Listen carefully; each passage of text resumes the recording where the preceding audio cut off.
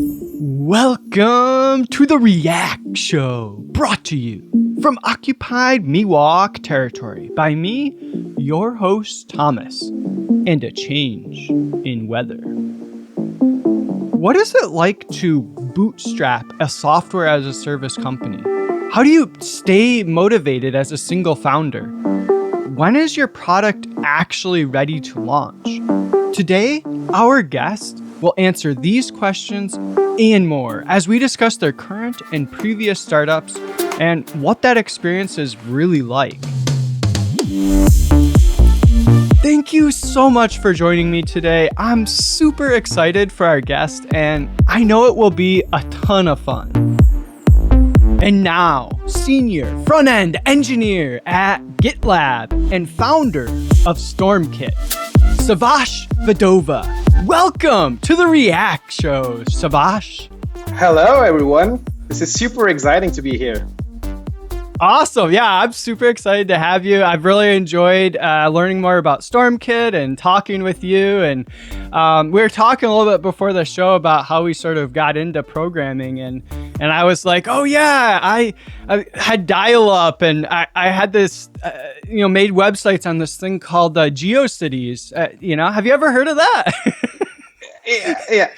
Exactly. Yeah, well, that was my first website. It's a nice coincidence, like we were talking before the show. And that was my first website. It's when I was, I think, 12 years old. I and my friend from the school, we were interested in programming. And he showed me the website that he did. And then I wanted to do the same, so I just put something together. I remember the cloudy background that I put, and then there was the sun, and then I put my name on it, and that was my first website. Oh, that's awesome. I'm curious, how did you write it in your first version? Like, what program did you use to write the HTML? That's a great question. That was 20 years ago. So as far as I remember, there was an app called Front Page, and I think it was Microsoft. So I was using Front Page to prepare the websites. So yeah. I don't think I don't know if I ever used Front Page. I actually just was using Notepad. I just type it out. I totally did the same thing. I was 12 years old, so that's really funny. I use Notepad as well, but that was my upgrade. Like first I started with Front Page because I think it was visual. So it was right. So that's the first. That was the first website I did, and then I used Notepad, and then we came today, and today I'm using VS Code. Oh, today you're using VS Code. What do you think I'm using today? Vim? Oh, pretty close. I use Emacs. Okay. Yeah. I've talked on the podcast plenty about VS Code, so we won't get into it now. But I am curious, so Stormkit, we'll get into what that is in a little bit, but Front Page is a long ways away from VS Code and where you are today. So did you you were just like, oh, I love doing this? Like, how did that journey go? How did you get into more heavy programming, I guess? So I got into programming thanks to my brother. Back at the time, he was also doing programming, and he was working for a bank. And I think it was 2002 or something like that. And then he showed me the authentication system he built. Like when you log into your bank, you put in your credentials, and then he showed me the SMS that arrived to his phone, and that was pretty revolutionary for me. It was like magic. So that's awesome. Yeah, I said the same. Like, oh, that's awesome. I want to do this as well. And then that's how I started programming. Then I continued doing some websites for the games that I was playing, so like clans and stuff. Just for fun. And I think when I was in it was when I was 18 years old. I was studying political science, by the way. I'm not a computer science graduate. I graduated from political science. I did my first startup. I was living in Istanbul by then, and the startup was basically a website which allowed you to order food from your closest grocery and that was Oh, pretty new. There was a similar website which allowed you to order food, like the delivery, yeah. the delivery, and so that went actually pretty well. So we partnered up with a company. Then we did the development for 2 years. We were um, serving whole Istanbul almost. So we had more than 100 groceries, and Wow, that's oh, huge. yeah, that was pretty. And I was only 18 with a friend of mine. Then a company joined us. After 2 years, we quit it because it like the marketing side didn't work well, and then it was frustrating. I almost dropped out of the college, and Mm. so I didn't want to Hmm. do that, so I quit.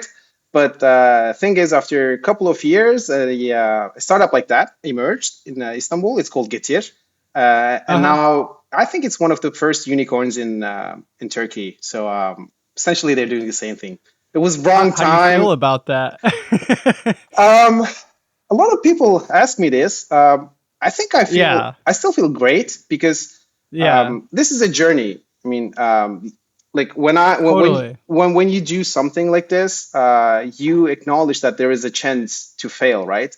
And what I like to see is that since this is a journey, it teaches me a lot.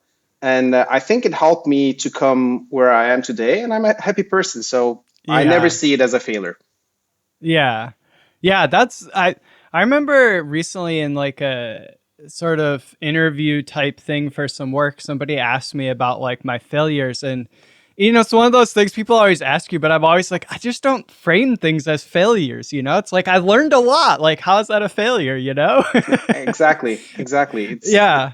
This journey teaches you a lot, and it helps you to become even a better person. So it's never a failure.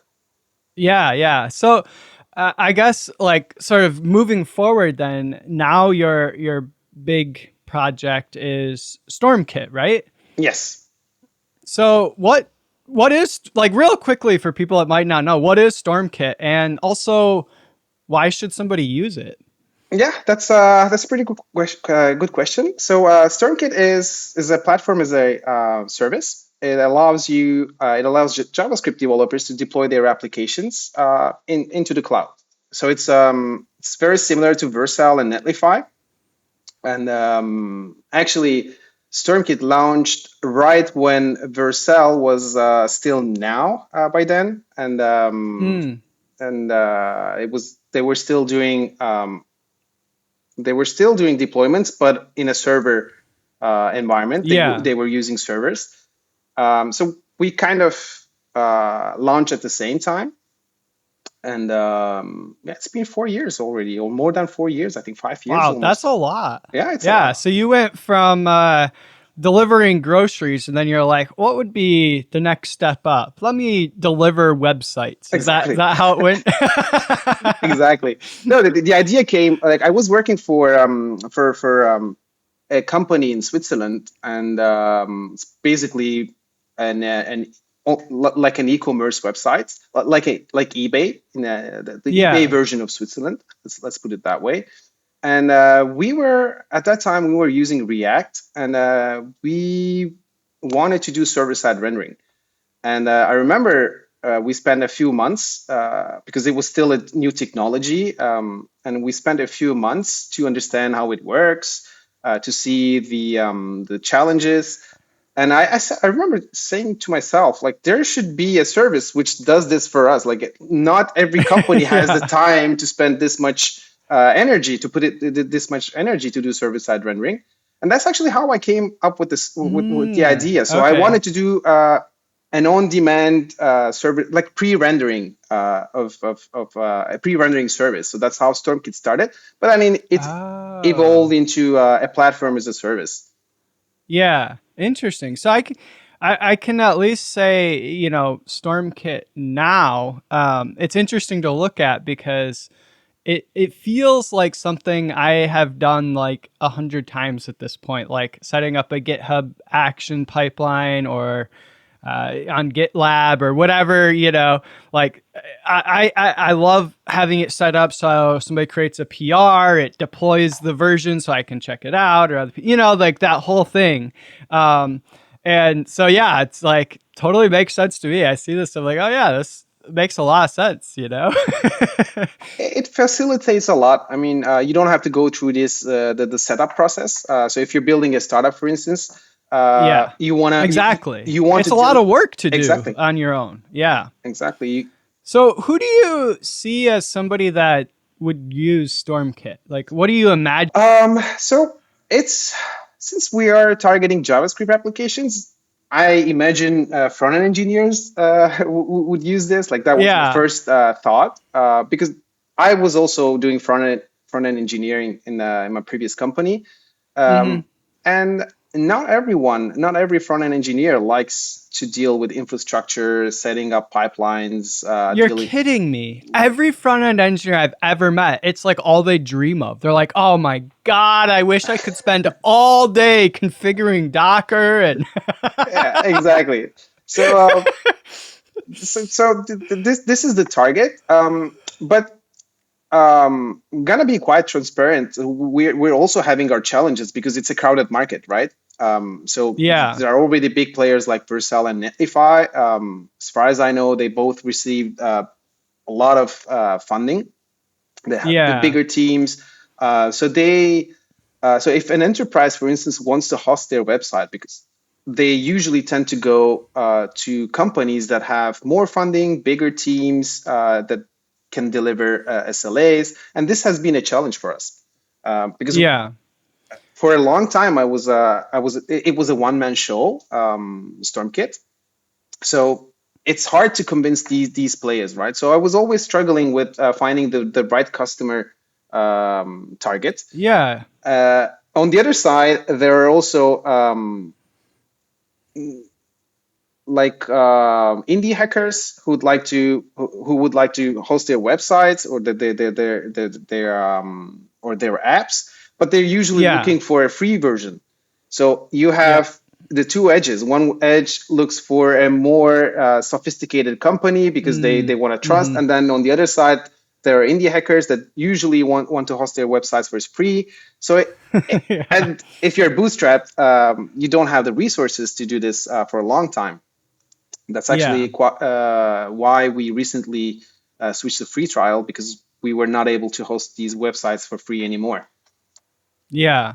That makes sense. I, So I guess I want to understand though. It's like why would I use Stormkit and not Netlify or Vercel? Like, what is the type of person that would find Stormkit more appealing than, say, the alternatives or setting it up themselves? Like, I have often used. Are you familiar with Caprover? nope. It's basically like a self-hosted platform as a service, like Hmm. self-hosted Heroku. So I've often used that, but Hmm. I'm like, I write all these scripts to do the thing that Stormkit already does to run on there, So, am I a good candidate? I'm just wondering if somebody's listening to this, Who is how the do they target? know Yeah. if they should go check it out? So this has been the biggest challenge for us so far. But recently, since a few months, we started to deliver a different message. So Hmm. we are a bootstrap company. We're two people behind this. This at first may look like a disadvantage against bigger companies, but on the other side, being smaller and being independent means that you're more flexible. So recently, for Yeah. instance, we started to receive more customized requests. Like for instance, one customer wants to do self-hosting, and the alternatives doesn't provide that. So we are going in that direction because it was also in our mind to deliver a self-hosted version of Stormkit. So when we found the customer, we were super excited. Or, for instance, there was another customer who wanted to have longer serverless execution times, and again, this like usually it's not provided within the package by the alternative. So, if users have customized demands, we're good to satisfy them as long as it also matches with our roadmap. So this is our biggest biggest Yeah. selling point, I would say. And we're also seeing a good return for this. And by being flexible, companies usually tend to give up their requirements like SLAs and other enterprise Yeah. solutions. So they're because they know that they have a good support, because we're always communicating with them, we're always in touch with them. So they start to trust us, and it's a better it's a closer relationship. Let's put it that way. And we deliver features that they want. So Yeah. it's kind of, So if you want to customize a bit, or if you have a requirement that the other customers, the other providers do not provide, we're good. We're good to deliver this. So this is I think the yeah. niche that we're trying to go into, and so far So it looks like, good. oh, that's awesome. Yeah. So I mean, I could speak from experience. I've had features that I wanted on like Vercel, and if you want a feature on Vercel, what do? You file a ticket, and it's probably not going to happen unless, I don't know, it sounds good to their VCs or something, right? Like, and Exactly. you're not actually talking to anyone that has any say on things when they respond to the ticket. What you're saying is, hey, if you're with us, like, hey, you're going to be talking to me, and we want to make it work, and we have the capability and the flexibility because we're small. Does that sound right? Exactly. That's exactly the point I'm trying to make here. And so far it received pretty good feedback, Yeah. this approach, and we're trying to shift our marketing strategy towards this direction, towards this direction. Yeah. So right now, you're just two people? Is that the current state of it, working on it? Yes, it's Okay. me Are and my you able co-founder. to? Okay. Yeah. Are you able to speak at all about like the scale that you're currently operating at in terms of like customers? I mean, is it like, you know, 2 or 2,000? Just to get a ballpark of, you don't have to give any exact things No, no, unless you sure. want to, but I think being transparent. I like transparency. This is one of the. yeah. It's also like I at GitLab we have our company values. This is credit, we call them, and the T stands for transparency. So I like to be Yeah. transparent, and we have around 6,000 signups, and lately in the last few years. So this is like a hockey stick. Is that how you term it? Oh, got the So hockey stick going. exactly. So it's getting faster, and we have a few companies that are interested in this, using Stormkit, as like Yeah. one of them is, for instance, a big company with a lot of customers. So we're kind of at this stage. Yeah. That's awesome. I would say congratulations. Like, that's a lot of work, I know. It but is. it didn't start that way, right? It started at 0 customers. So I'm curious, like, how did that go? Like, what before you launched, what did that look like? Did you set some sort of like timeline? I'm going to build this. I think you said it was more focused on like pre-rendering or something. You're Yes. going to, can you tell me more about like the early days? It was pretty lonely. Yeah, It was totally. it was pretty lonely. I was developing something that I thought it was cool. But by the way, I also had a couple of trials to find co-founders. Didn't went well. So up until a couple of years ago, until my current co-founder John joined, I was mostly the only person staying behind. And Yeah. when you're a developer, like I'm gonna speak uh, on my name, like on my behalf. I don't like to do marketing or sales, and that was my biggest challenge, because I was Yeah. just developing. I was just developing. I thought I was building something pretty cool, but then finding customers, it was pretty hard. So what I did, I pushed myself out of my comfort zone, and I went to a local meetup in Zurich. and then I presented Stormkit, and that's actually how I found my first customer. That was almost a year after I started developing Stormkit. Okay. So I kind of, one can say, I waited a bit to go Yeah. to do marketing, but in the past, I had two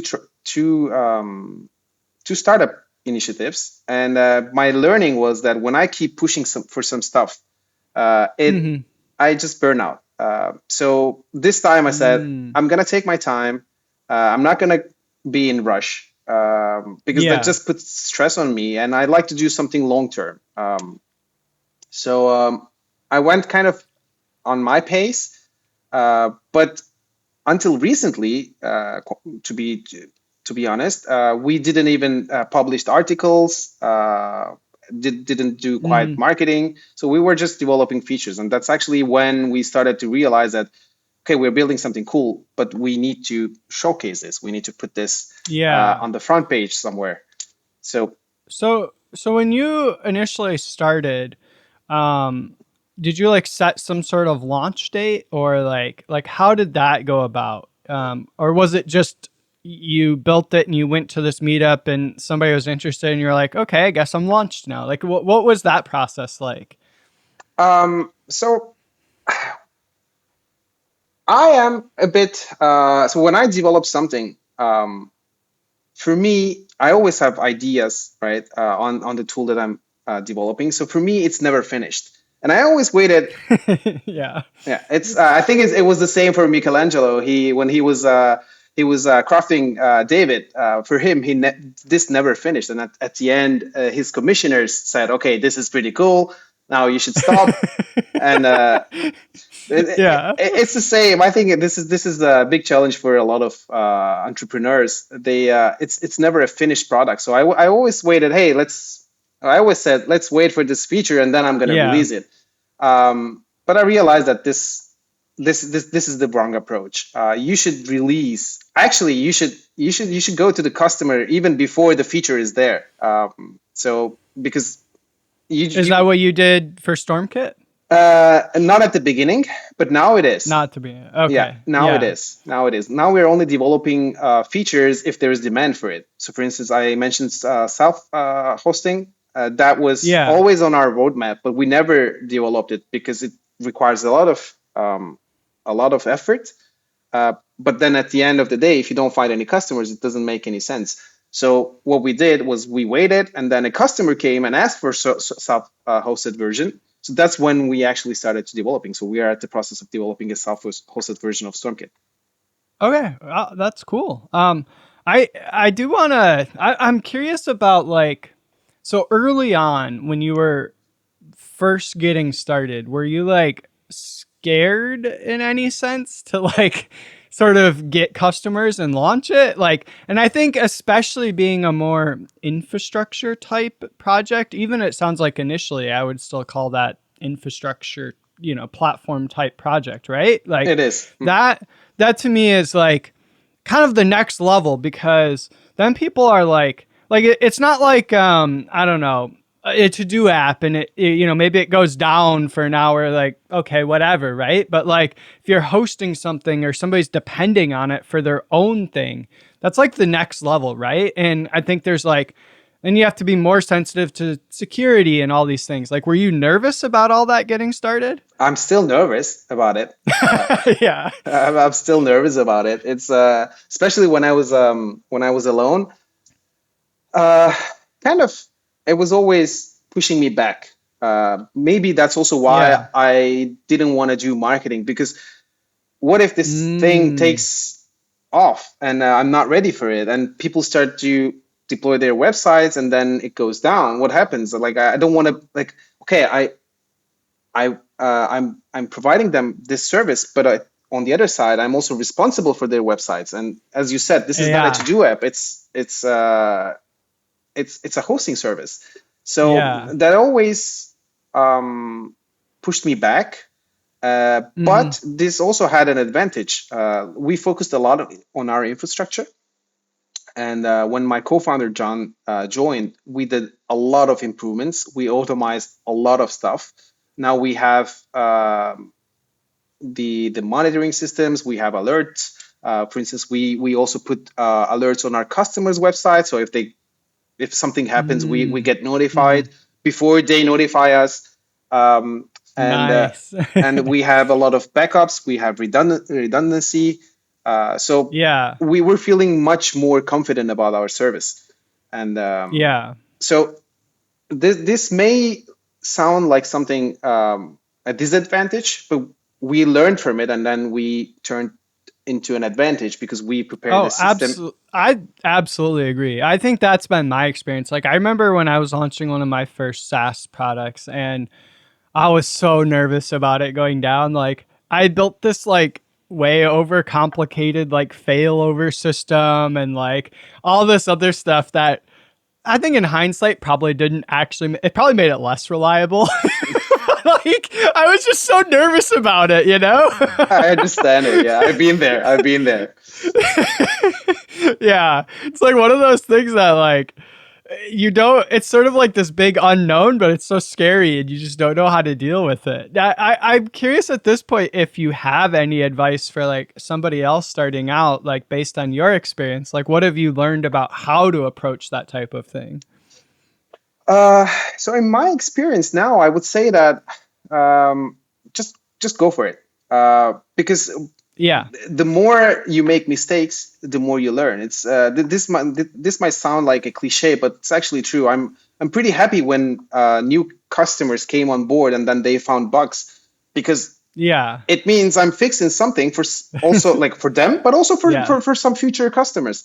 So it's never going to be perfect. I mean, even today, for instance, AWS, we have outages of, right? Or Hmm. like other big providers, they also have outages.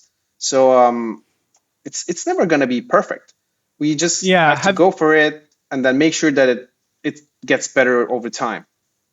Have you found if things go wrong, people tend to get upset really easily, or are they pretty accommodating? I think so far our experience has always been friendly. So if something is Yeah. wrong, they notified us in the past, and they still do. For instance, they still find some bugs, and we fix them. Yeah. But then usually they're very happy um, our interest, because we're always there for them. So I think this is what matters. Like Yeah. at the end of the day, if you're launching a startup, what matters most is, okay, your product needs to be a cool product as well, but the customer service, I think that's one of the most important aspects of startups. Yeah.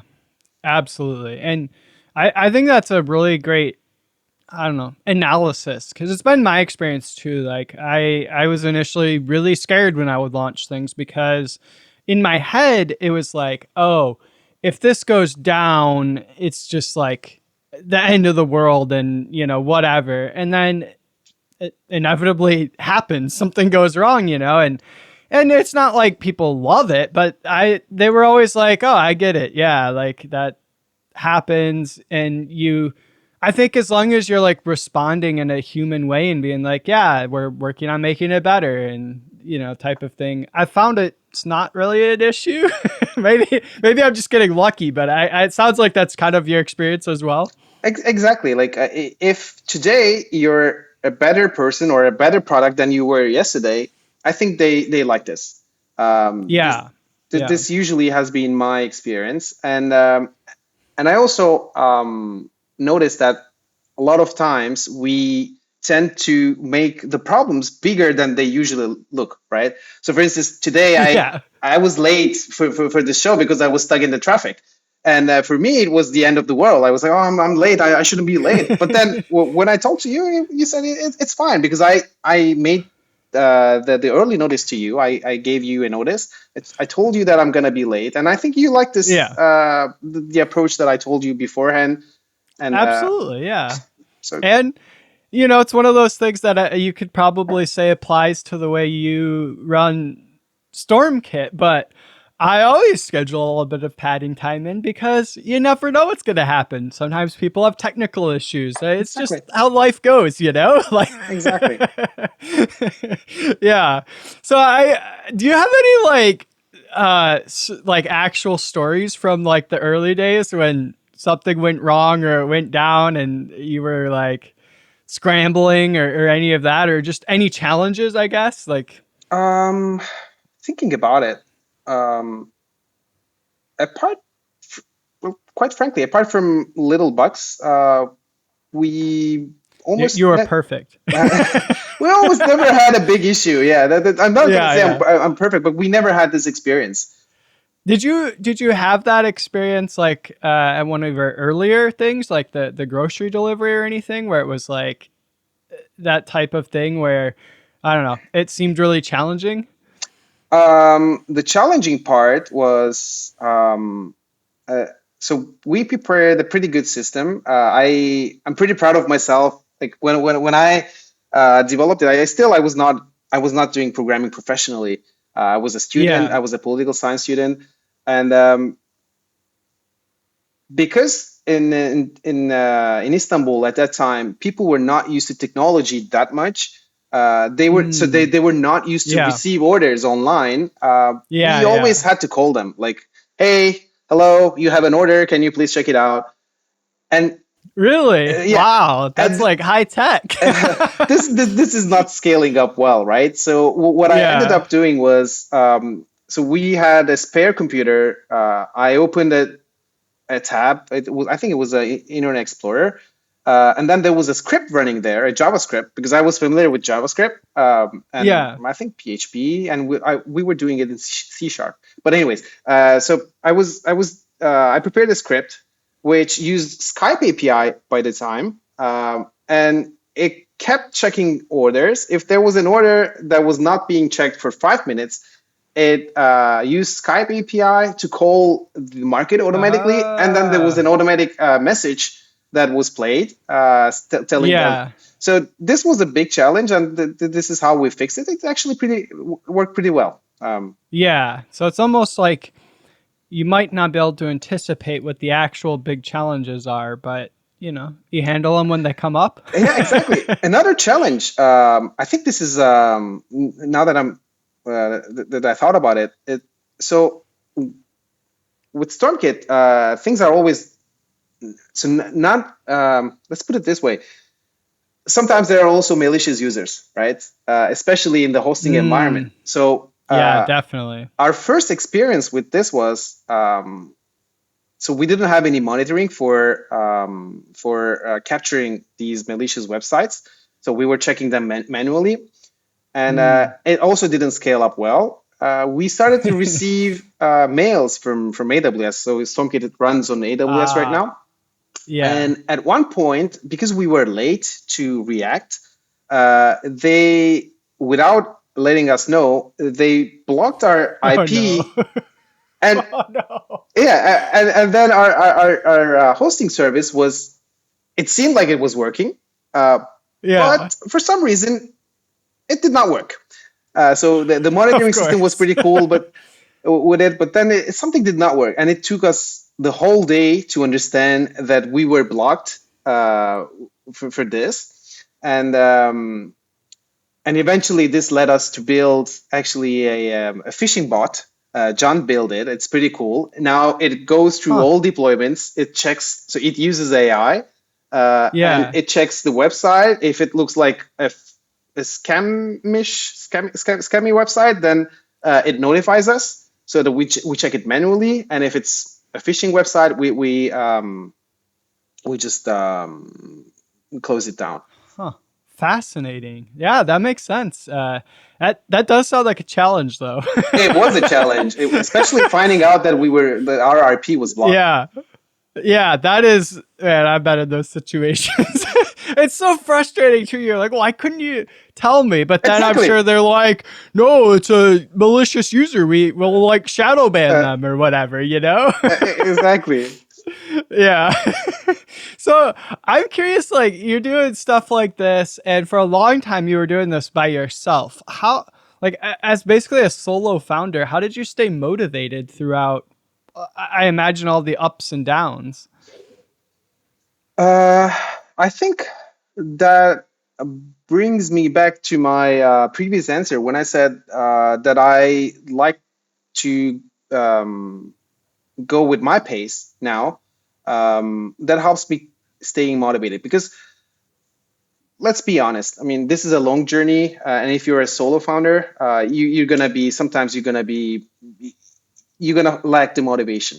And I also Hmm. had those times. So, for instance, for a couple of months, I never touched a single line of code unless there was a request from the users. Um, it just stayed there because the system goes on, right? Yeah, yeah, I've Um, been there. so I find that this works for me, but may not work for someone else. But what worked for me was that I continue to live my life. So Mm, as you mentioned earlier, I'm also working at GitLab. Um, so I can pay my bills. I don't have a rush, because if you're a solo founder and then you quit everything and then you go the founder solo founder way and then you work 100% on your startup, it may be a bit frustrating to pay your bills and then you have more stress yeah, and then you tend to burn out faster. I think I never went through this because I managed to balance my life and my side project. Let's put it that way. So it worked quite well for me. And for sometimes I lacked motivation, but now that we're two founders, when I'm down, he's kind of chilling me up, and then when he's down, I'm doing yeah. the same for him. So it's a very good balance. That's really interesting. I think, from my own experience, I find it challenging. I find it really challenging to balance sort of the day job with doing it on the side.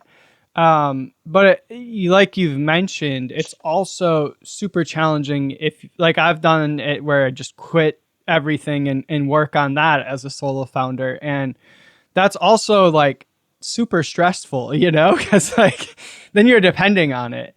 How do you manage to balance them? Because like for me, I'll it would be like my brain is like in work. Like if I was working at GitLab, I feel like my brain would just be focused on all the issues there, and it'd be hard for me to switch to working on something else and get into that mode. I don't know. Do you have that experience?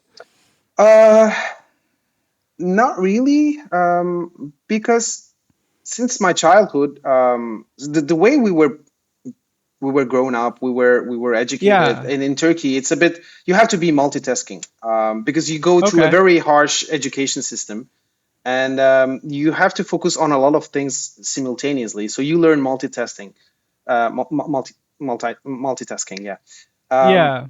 so I don't have this problem, mainly also because when I first joined GitLab, I mentioned that I was working on Stormkit.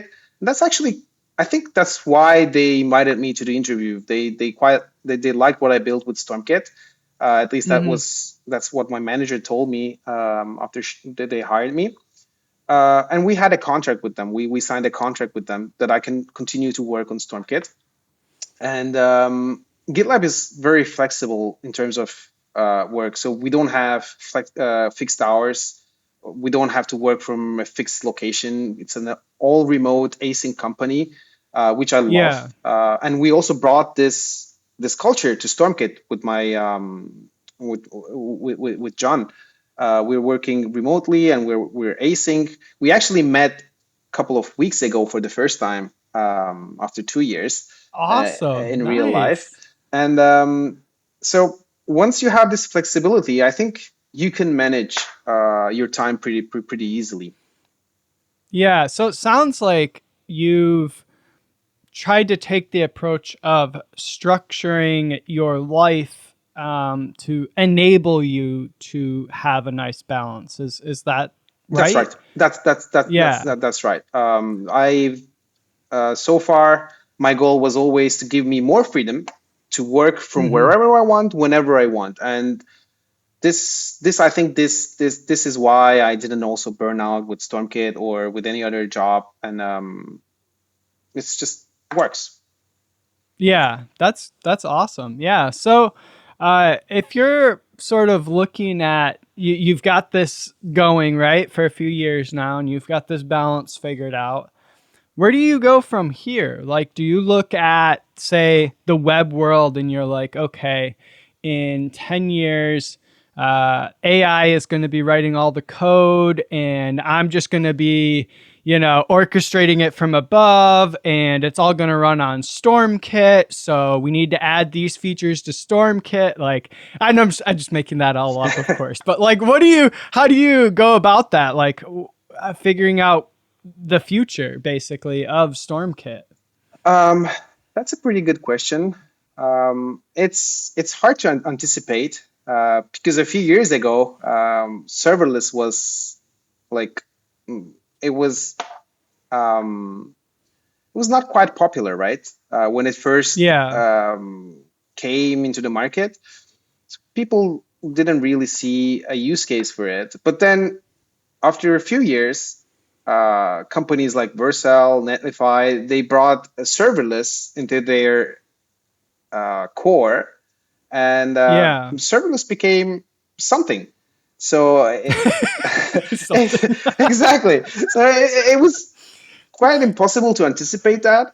I think I jumped to the serverless train right on time because I also see like if there are bigger companies like these in the market, it means that the market is justified, it's validated, and they also Yeah. open the way for you because users who are not able to get what they want from these companies start to look for Hmm. alternatives, and if you're there, they start to come to you. This is our case, for instance, in the last couple of years once we started to Yeah. switch to flexibility. But in terms of future, think serverless. I was expecting it like once it started to take off, I would have expected that it would have been in a better position. So, for instance, today Hmm. you're still not able to do some stuff on serverless. Like, for instance, Yeah. um, you're not able to do streaming, not streaming, but you're not able to run sockets, for instance. Like if you have a Yeah. Node.js server and you want to send messages, like push messages, you cannot do that with serverless environment. You have to have a third party service. So I would have expected these technologies to come into the serverless world, but they're still not integrated. So there's still a long way for serverless to, to Hmm. to go, and I think so. We'll stick with the serverless part and just go with the flow a bit. Yeah. Do you have like a roadmap of like features you'd like to have or some sort of grand vision for Stormkit? Is that like, I'm just curious like what is driving it forward, or is it purely just, you get feedback from people and that's it? My biggest personal goal is to make Stormkit a self-hosted um, product. Okay. So Yeah. that has been in my mind for a few years, and then once the customer approached us, and they have a pretty valid reason, by the way, to use self-hosted. They're using Netlify today. Yeah. They were using Netlify, and since Netlify doesn't have servers in their region, and Stormkit cannot have as well because we're on Ah. AWS, Yeah, yeah. they wanted to have a self-hosted version because of their regulation system. They have to have Yeah. their service in the local region. So this is one of my biggest goals with Stormkit, to make it self-hosted. John is working on a service called Redis HTTP. So we're going to integrate Redis, and it's going to run over HTTP. So this is currently a beta version, or not even beta, maybe. Uh, so we're still Yeah. working on it, but it's already usable.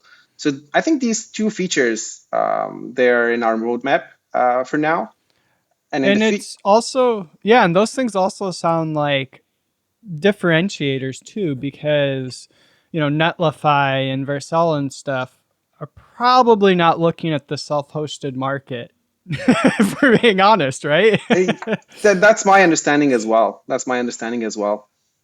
Yeah. So is that like something you consider when you're thinking about what features to implement? Do you think about that or not? Do you find it's not really that relevant? Like what your competitors are doing, basically. So I kind of stopped looking at what they're doing because even if they're not doing something, it doesn't mean that they won't do it. I mean, at the beginning, I was always introducing new features, but then after a few months, I saw the same feature in other providers as well.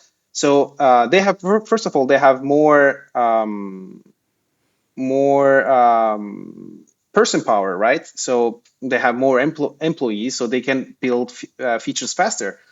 And yeah, well, yeah, that also depends because there's also bureaucracy in it. Yeah, I was gonna say I don't know, but right. yes, they do theoretically have the ability to build more. Yeah, exactly. So if they put something in their mind, probably they're going to be faster. Yeah. And we're never going to compete with them in terms of feature. So we have to provide something else. And this flexibility, I think it's something that's going to work. For instance, there was another not customer this time. It's a headless CMS that looks into integrating a service like Stormkit into their own CMS. They have big companies. So the customers wanted to have the CMS part, but plus the front end deployment as well, and they didn't want to use separate services for this. So they reached out to us, and it's still an ongoing process. If it works, it's going to be pretty cool that we can collaborate with them. They can use Stormkit internally. So we provide this flexibility, and so far it seems like it's working. I mean, we received good feedback.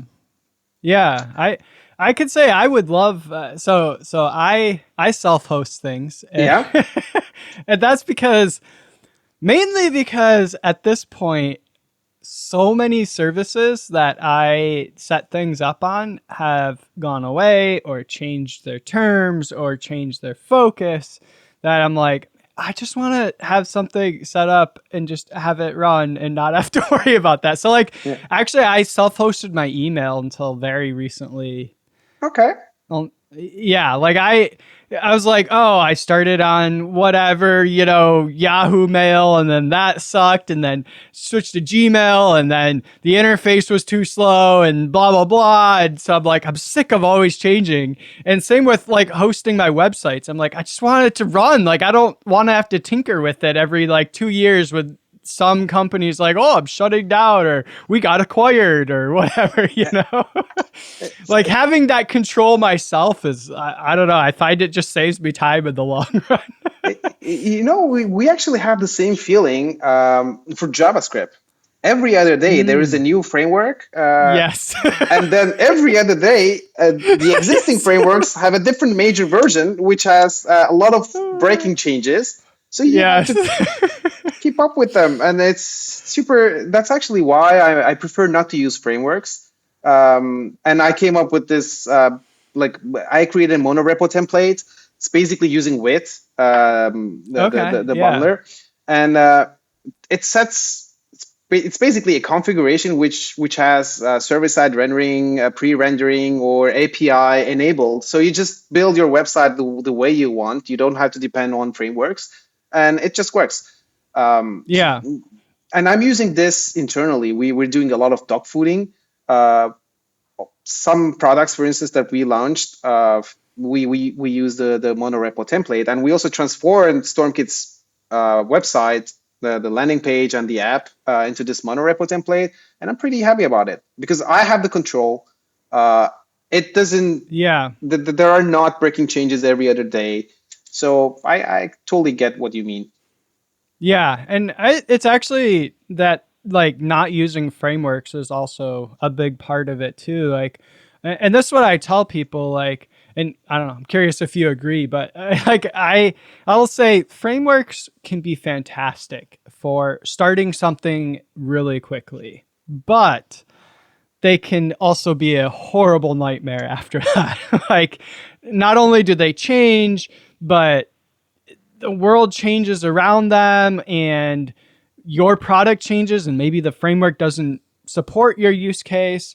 So I am definitely always been for, I don't know, a long time now, an advocate of libraries over frameworks, like Me something too. that lets me have control. And that's like, if we want to really get into the nitty gritty, like I think in terms of like React in general and the React ecosystem, I feel a little bit less happy about it, I think, than I did initially because it's sort of fused with like Next.js and stuff, which are very framework like.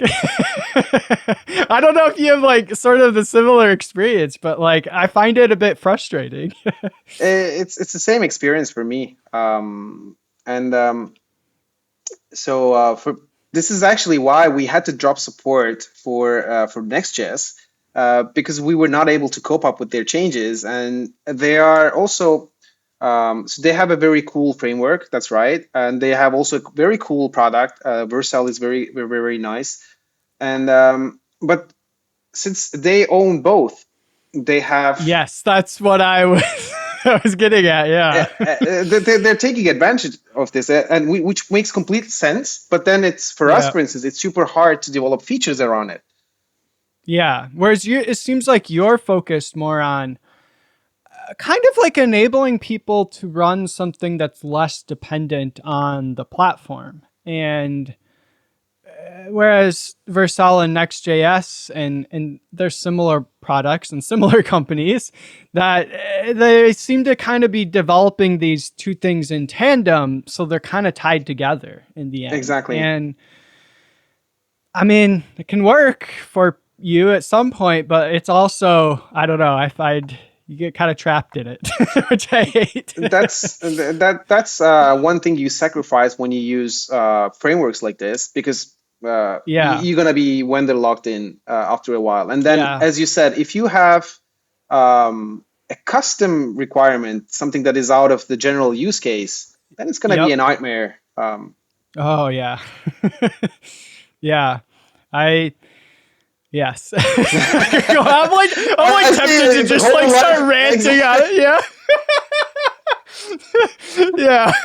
No, I'm really excited to have projects like Stormkit that don't force me, down that path. I feel like I imagine it's hard though from your standpoint because like when there's this tendency to feel like you're competing against a giant, like they have all the money and they have all the marketing and they have all of this, how do you handle that as somebody who doesn't? And we've talked about that a lot, the focus on like, yeah, we aren't them, but we can, take advantage of that and provide things those companies can't provide. So I think that's really awesome. And really encouraging to me, at least. I'm definitely hoping for Stormkit to enable me to use it for some of my own things. I have a friend of mine. He sold his startup for a few million for a few $100 million dollars, and Wow, I want a friend like that. yeah. And he once told me that their product was not the first in the market, and I also believe in this. So if you have a product that is the second or the third in the market, it means that you have more chance to be acquired by someone else who wants to get into the market, because they're not going to go for the first one because it's going to be super expensive. So if you're a second or third one, you have more chance to be acquired, and that was their experience. I mean, he's living a great life right now. I guess he was right. Donating some to Stormkit, I hope. So that does make me wonder, like if I don't know what your plans are for Stormkit, and I kind of haven't. I know maybe what your answer is here, and that's why I'm asking it. But what would happen if Stormkit gets acquired and I have stuff running on there? Have you taken steps towards enabling people to And let's say somebody acquires it and decides to do something else with it, right? Mm-hmm, mm-hmm. Have you taken steps to sort of mitigate that risk? So our approach so far, so we didn't want to go the VC way. I had a few sessions with VCs, but it's a completely different path. And I don't want to go that Yeah. path. I like to stay bootstrapped. But if one day bigger company comes and then wants to acquire Stormkit, I think I cannot say exactly what I'm gonna say, but my feeling right now is that I like what I'm doing with Stormkit, and I like to Yeah. keep on doing that, even if it gets acquired. So have the same vision, have the same And passion. you've also open sourced some of it, is that right? Yes, we open sourced some of it, and also like the deployment part. Um, but we didn't open source the backend because we were not so Mm-hmm. because it's a big decision. Once you open source something, it's hard to go Yes. back, and we didn't feel ready to open source the backend as well. But maybe Yeah. in the future, I'm not against it. I love the open source world. I work for an open source company, so Yeah. So have you considered like a open core type model or, you know, that was the idea. That was the okay. idea.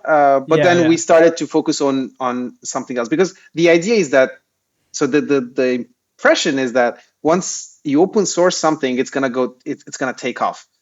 But it's not the case. It's not the case. Well, your workload will take off. That's right. That's right. That's right. So I think we're right now we're not feeling ready to open source it completely. We're focusing more on these customers that want custom features, and Yeah. but one day I maybe. believe you've also said though if there was probably interest or support for it, you'd consider it as well. Is that right? Yes, yes, yes. So we're completely fine also with as said, we're very flexible, and if we have a good Yeah. connection with the person, we're open to pretty much anything. Yeah. That's so cool. I think that's definitely one of the big advantages to working with a smaller Exactly. player. Yeah. And yeah, so that's awesome. So at this point in your development of Stormkit, are there like different challenges than when you first started? And I think you've already talked about this a little bit, but maybe let's get into say growth and marketing type of thing. Hmm. I think that changes over time. Um, has your approach to it changed like since you started? Yes. So far, it was me trying to do marketing and sales, and I'm not good at it. I'm gonna admit. But recently, John became our CMO. That's how we call him now, and he started he started to look into this, and we Hmm. find that this works pretty well because when I'm doing marketing, I'm always staying in my comfort zone or sales, and Yeah. but his comfort zone is not the same with my comfort zone. And then when he's doing something, I usually end up implementing it. Like for instance, Mm. so in this case, for instance, like he reached out to you, right? And then he started to communicate. But then I'm doing the podcast. This is a very good balance between us because he's initiating stuff and then I'm continuing it. If I were doing the initial part, I would probably stay in my comfort zone and then pick. Yeah. It's harder to go on like this. And then we find this to be pretty effective. He started to write articles as well. He's pretty good at it. And then he started to push me more to do to also write articles or to appear in the podcast, for instance. This was always it's out of my comfort zone. It's I mean Yeah. it's very nice to be here, but it's also a bit stressful because it's you don't know how it's gonna go, right? It's, if you're not Yeah. used to You're it. not as familiar with it. You're not Exactly. like me doing it every week. Exactly. So I think it's good. Like he's pushing me, I'm pushing him. It's a very good balance. Yeah. So is that like, was that intentional? Like when you were looking for a co-founder, was it a sort of, hey, I feel like I'm not as good at this. I'd like to find somebody that's better at it. No, I was not looking for a co-founder at that time. Mm-hmm. So we know each other from GitLab. We work at GitLab, Ah, and okay. then Yeah. he quit GitLab. He started to work elsewhere, and when we were working together, I mentioned that I was doing a side project called Stormkit. He had a look into it, and then after he quit, he started to without even consulting me. There were some open issues, and then he started to pick them up, implement some stuff, and then we worked like that for a few months, and we realized that we loved working with each other, and then he loved the product. So Yeah. that was a good match. And then I offered him. So we did an equal split. We said like 50-50, and that's how we became co-founder, and it worked pretty well. Okay. So it wasn't necessarily intentional in terms of some sort of strategy. It was more based on the person and how you guys fit together. Is that right? This is right. I think it's a pretty good strategy. He also wanted to work on something, and Mm-hmm. so if you're looking for a co-founder, this is something that I can share because it's been our experience. I think the best way to understand if it's going to work or not is to see if they are interested in the product. So, for instance, there is an analytics tool called Plausible. They had the same experience. So Yes, I've used it. Yeah. you use it. So I had a call with Uku as well. We had a nice chat, and then he mentioned how he met his co-founder. His co-founder, without even letting him know, he wrote an article on Mm-hmm. Plausible and then published on Hacker News, and it took Ah. off. And then he said, "Hey Uku, I published this article," and then they started to kind of have a couple of months of trial, and then they saw that they were working pretty well together, and they became co-founders. It's the same experience for us. Like John saw Stormkit, Mm-hmm. he started to contribute to it without me asking for something, and then without him asking for any like co-found like any partnership. I offered them because I saw that he was interested, and we worked quite well together. So it, Yeah. it's a pretty That good makes sense. way to become a co-founder. Yeah.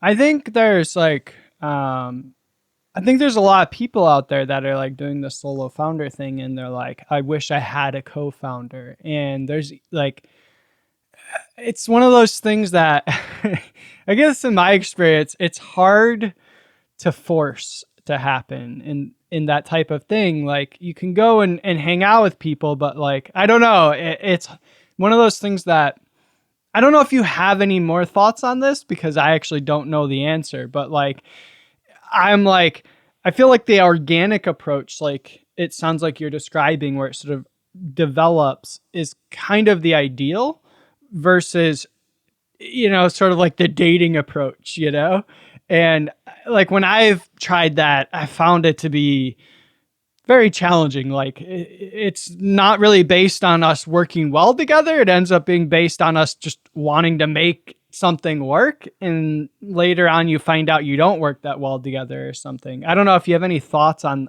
that dynamic. That's a pretty good observation. So far, my experience has been exactly the same you described. I wanted to have a co-founder for a long time because it's hard to be a solo founder, especially the motivation part. And Yeah. I tried the YC online summer school Yeah. thing, and then I found a co-founder there. The experience was not very well. Then I offered being a co-founder to a friend of mine. It didn't work well. But then there has been John, who developed like the relationship developed organically, and we understood afterwards, like after like a couple of months, we Yeah. understood that this is gonna work. And it's been almost 2 years or a year and a half that we are working together. And even if Stormkit, like we decide to work on something else, like we always say, hey, we want to work together because we are a pretty good team. Hmm. Um, That's I'm, awesome. I'm gonna Yeah. share the same with like from my personal private life. Like it has been the same with my girlfriend. Like Hmm. both of us, we didn't want a relationship, but then the more time we spent, we realized that the more time we want to spend together, and we've been together for almost 3 years now. So Yeah. it developed That's organically. awesome. It Yeah. So I guess maybe the takeaway can be maybe what you need to do is put yourself out there in terms of getting to know people and building relationships above trying to get a co-founder. Does that sound right? that sounds right. And I'm gonna add to this. Um, Sometimes people quit pretty early. So Mm. Mhm. because like if you think about it, for Stormkit, it's been almost 5 years, and it's still not in a position where we can go both full time and then completely depend on Stormkit. But even in the worst day, I always believed in the idea and just wanted like there was this instinct inside of me which said just Yeah. just keep on going, just keep on going, just keep on going. And then I listened to it, and I'm pretty happy that I did, because I love what I'm doing.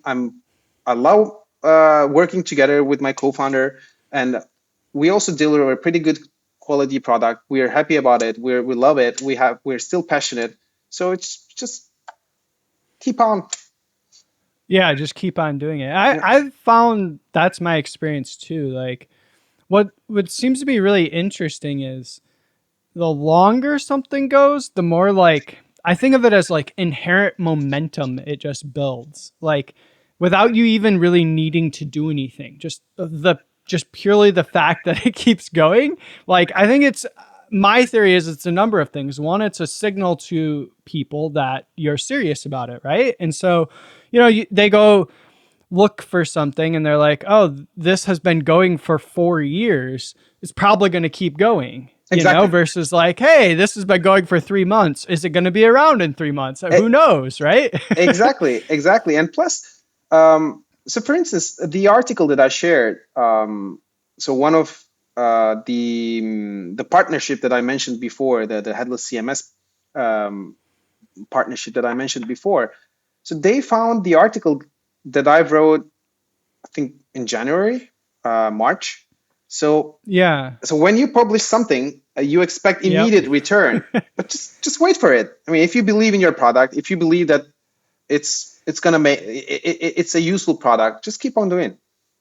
Yeah. I think that's really critical, but also can be extremely challenging. Cause like in my experience, especially if you jump into it more and you don't necessarily have like another job on the side to sort of fund yourself in the meantime, that can be really hard because you're like, oh, I'm going to be out of money by this point. Like, I have to.